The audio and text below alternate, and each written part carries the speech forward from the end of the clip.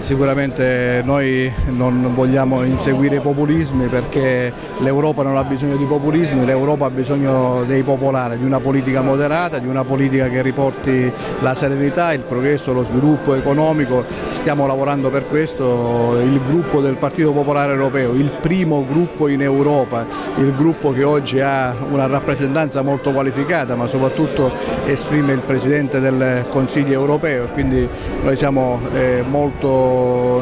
vogliamo lavorare perché sul territorio si riparta dal basso, si riparta dalla gente, si riparta da una grande aggregazione.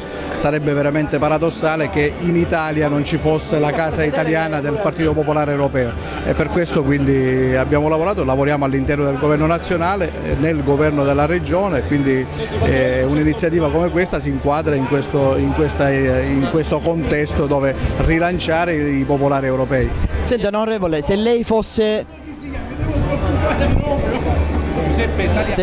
un deputato regionale voterebbe la sfiducia a Crocetta? Non sono un deputato regionale, quindi sicuramente non sono un deputato regionale.